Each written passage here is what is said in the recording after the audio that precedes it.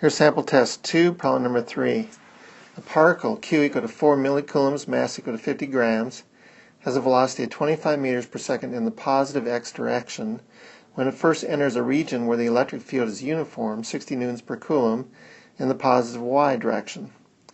What is the speed of the particle 5 seconds after it enters this region?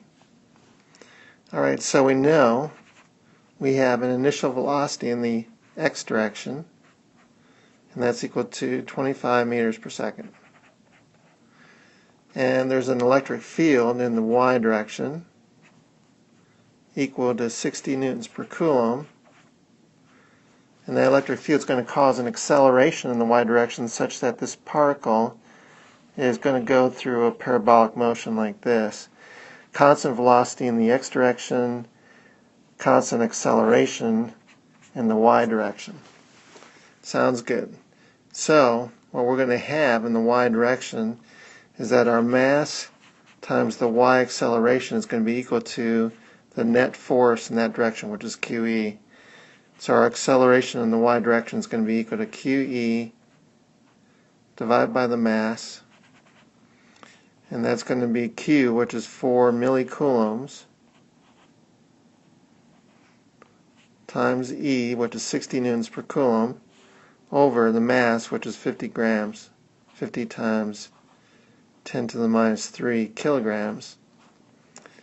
10 to the minus 3's cancel out. 60 divided by 50 is 1.2, so 4 times 1.2 is 4.8 meters per second squared. So that's our acceleration in the y direction.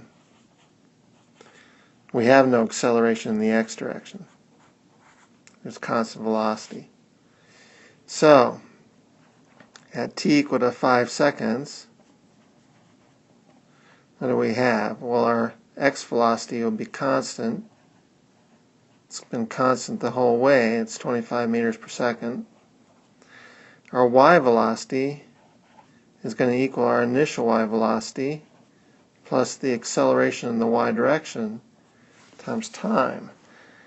Well, our initial y velocity is 0, and so this is going to be equal to our acceleration in the y direction, 4.8 times 5 seconds, or 24 meters per second.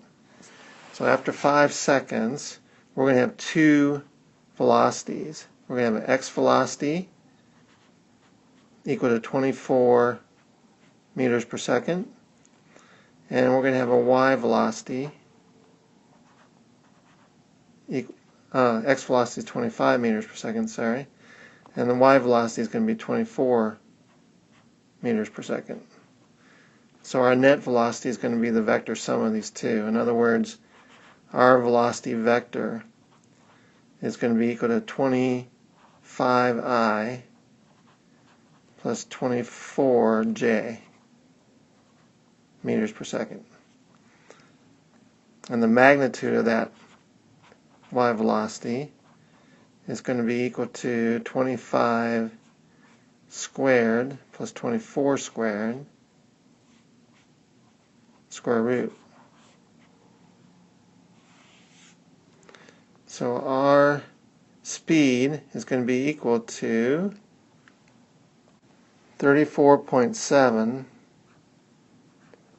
meters per second.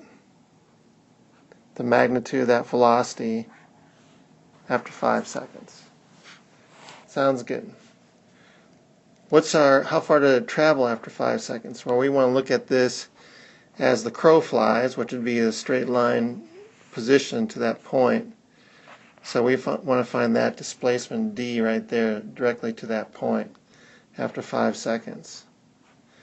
So, well, in the x direction, our displacement is going to be equal to our initial x velocity times time plus 1/2 times the acceleration in the x direction times time squared. But the acceleration in the x direction is 0, so it's simply going to be velocity times time, which will be 25 times 5, which will be 125 meters. And our displacement in the y direction is going to equal our initial y velocity times time plus 1/2 acceleration in the y direction times time squared.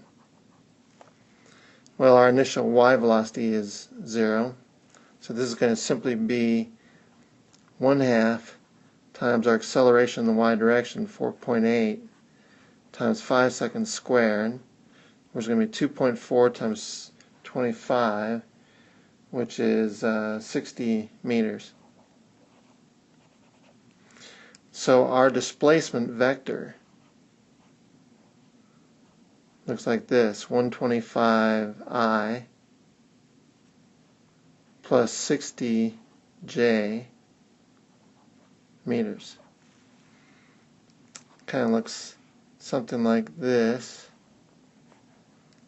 125 in the x direction, 60 in the y direction, and the displacement vector will be this one, and the magnitude of that, as the crow flies, will be the square of our components, add together, square root. So the magnitude of D is going to be 125 squared plus 60 squared, all this square root, and that is going to be 138.7 meters.